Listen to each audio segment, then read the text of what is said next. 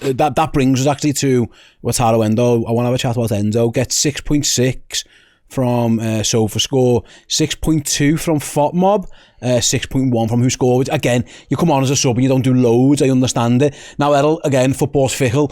If they score from that free kick that he gives away, we're all thinking, oh my God. What's he doing? Well, yeah. But I thought it was questionable if it was a foul, to be honest. I thought he might have got fouled for it. But what Endo did, and a lot of Liverpool players couldn't do this before we speak about his defensive actions and his willingness to commit to the cause. He only touched the ball 5 times. Finds a Liverpool man 5 times. In a game where we could not get...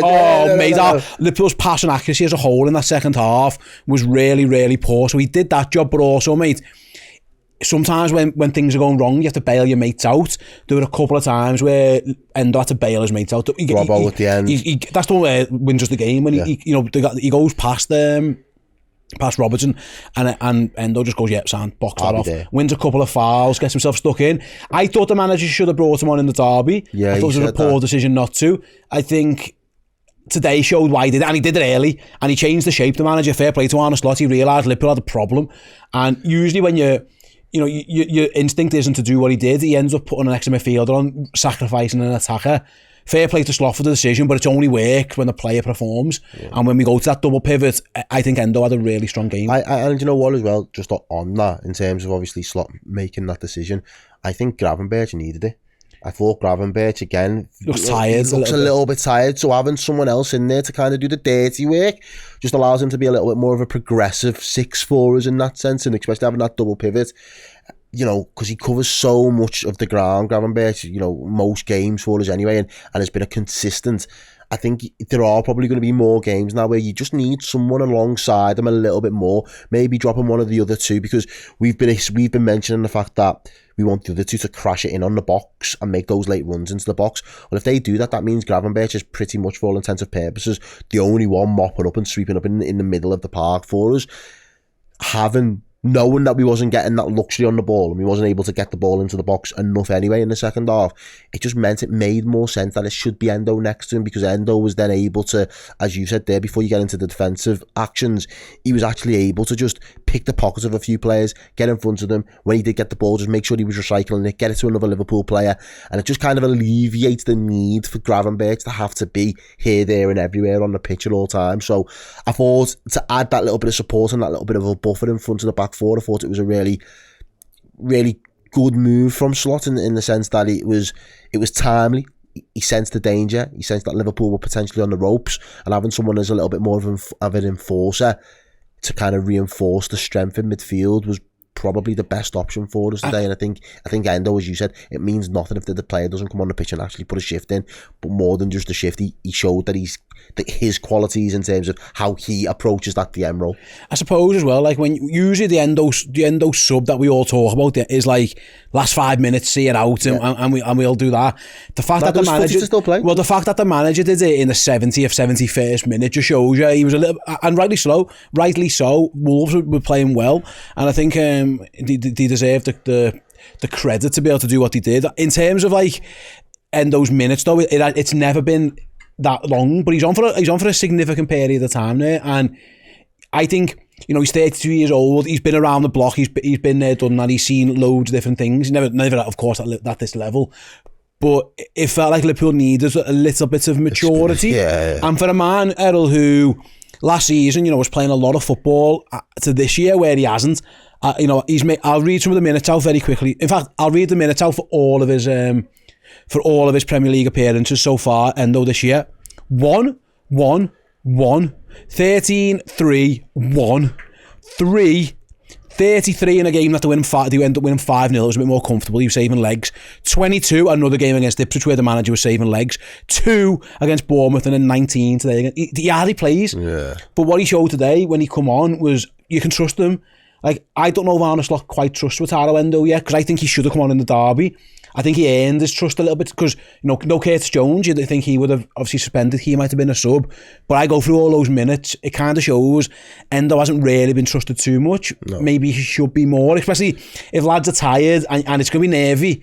You're going to need someone like that, do you know what I mean? That's their bread and butter. Yeah. Like, seeing out games, and again, it doesn't always have to be pretty, and I'm fine with that. If it's effective and Liverpool get the 3 points where necessary between now and the end of the season, I don't mind someone like an Endo coming on and doing a job and making sure that Liverpool see it out, get it over the line, be physical, be combative. Then the one risk is obviously those missed time tackles. That's kind of, to just kind of play devil's advocate a little bit. He does have those moments in him as well, and we need to be careful because, a little bit of more quality and we could get punished in a sense.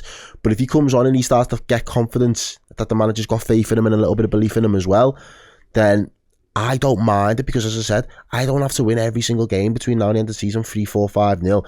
I just need to make sure that we get 3 points by hook or crook. And if Endo is integral in that, in terms of alleviating the pressure, taking a little bit of the edge off what Gravenberch has to do and kind of how much he has to put in the last 15-20 minutes of games, if he gets that little bit of extra support, because that's what he's crying out for, because we can't rest Ryan. He's not going to trust him enough to play him 90 minutes. So then what do we do? How do we get someone alongside Ryan for 15 minutes that basically just allows Ryan to be more progressive on the ball? Because, like I say, it's a lot of those minutes are read out there in the single figures. Yeah, when you're winning 1-0 with 2 minutes to go, of course, you throw him on. It's really, Brighton was, we went 2-1 up against Brighton and he brought him on. That was the home game when Liverpool came from behind and Brighton had a good team. And then that was for 13 minutes. Since then, really, mate, today's the only other time he's brought him on to hold on to a game. The rest have been 1, 2, 3 minutes, which it makes sense for. Yeah. But it did feel today like Arne Slot. I just think maybe he regrets not doing it in the derby, because he does learn from mistakes. Slot, he's admitted that, we all go back to Nottingham Forest at home. The reason why, maybe he doesn't rest the South American players and then he learns and the next time does. I wonder if he's learned something there. You know what? In hindsight, I probably should have threw him in the last 10 in the derby. Yeah. I'm going to do it today. He reacted very early, the manager. He was not happy at all. No, he wasn't. And he made that change. And he changed the shape. He ends up putting Szoboszlai on the left and going to a two-man midfield with Endo. And yeah, do you think he's just learned his lesson a little bit there? Potentially, yeah. And again, I don't mind that. I feel like Slot's the type of person he either sees things in games or he sees things with a little bit of hindsight after the fact, and he's able to kind of make the appropriate tweaks. And again, Everton a little bit like Everton in that sense, where they've probably not defended the best throughout the course of the season, but in terms of obviously the attack and threat, they still have some qualities there and can still hurt the team. So when you see that, and again that physical battle, especially with the substitutes that they made their attack a lot more physical in that second half. Obviously gave Cunha that free roll to just kind of pick up any pockets of space that he wanted, which meant he was even more elusive. It was harder for Gravenberch to kind of keep up with him, with then the powerhouses that were overrunning into that back line on our end. It was really important that you don't just kind of say, yeah, every single time the best form of defence is attack. Let's actually just defend. And Liverpool, of the terms of defenders we've got, you should be able to defend a lead for 20 odd minutes. Like, that shouldn't be out the realms of possibility. And I think today, and to be fair, they did in the end. In the end, that's what I mean. In the end, they did it, and they got put up to the test. But they showed that is sometimes how champions win titles. Do you know what I mean? Teams will come back into it. All right, yeah, a little bit disappointing that it was at Anfield and we're the home side.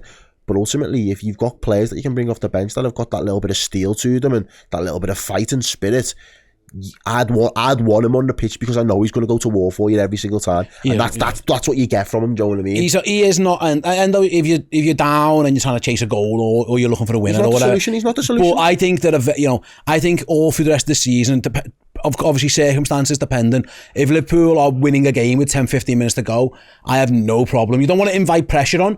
But I think Endo is a real fine option. Again, I think Arne Slot, I think he did learn from the derby, because he did that. He made that change early. He didn't let it fester, because they made the changes and they were kind of overrunning Liverpool a bit in midfield. Cunha dropping deep was really hurting us. They had a big lump up front. They tried to kind of better it a little bit, and I think the manager realised, I've seen this before. Yeah. I've seen this before. I don't know what can happen. And it's worth mentioning, like I say, Endo wins. The 2 fouls are just massive. And in the grand scheme of a season, you shouldn't really. We were the Conor Bradley goal kick. We cheered like it was a goal, and those 2 Endo fouls that he wins, that gives away. It was like, because I was like, oh my god, finally we're gonna get over the line. Because Wednesday night, as soon as Cunha scored, and we were offering no threat at all. Wednesday night, which was in the back of my head the whole time, and then the 6-minute board goes up, and I was like, gosh, deja vu. Oh my gosh, this is horrendous. Now if you think about it, actually Alisson didn't have to make a save. He didn't have too many saves to make. But in the moment, you're not thinking like that. Oh, because Liverpool were not good. And I think having that fella on the pitch ultimately helped him win the game. Yeah. And fair play to him for that, you know what I mean? And I got final thing on Endo, Errol. This is more, rather than just this game, guys, bear with me, watching and listening. It's a whole season thing. His attitude's fantastic. Yeah. He nearly left in the summer by all accounts. You know, if Liverpool signed Zubimendi, he might have gone. You know, Marseille wanted him. He knows he's not going to play too much. He rarely played Premier League minutes, like I suggested to you all earlier. He doesn't let it get to him. He just strolls on, gum shields in, what you need me to do. Centre back sound, midfield 1 sound, midfield 2 sound. He runs his balls off for you. Like he's a very committed player. And I think that attitude is commendable because it's not easy when you're an international captain to be nowhere near it in league games. Fair play to him. Yeah, as I say, and that's the professionalism, that's the level. And I think, as I say, he understands the honour of playing for a club the size of Liverpool, do you know what I mean? So he takes it very seriously, and he's setting an example from the olders and the elder statesmen in the squad to the youngers of how you should approach this and the opportunities that you get. And again, it's about, you know, there was a couple of players when we played Plymouth the other day, and we kept saying, you know, the performance wasn't good enough. There was some senior players there, 7 international players, and there's a couple of them that really need to have a look at themselves and, like, you know, have a hard look at themselves as to say that, you know, they can't be putting on Liverpool shirts to be putting in those performances. Endo wasn't one of those in that conversation for me last week. He did what was asked of him, did multiple positions in game, and all right, yeah, we're on the losing end, but he wasn't a fault for it or any reason as to why we conceded.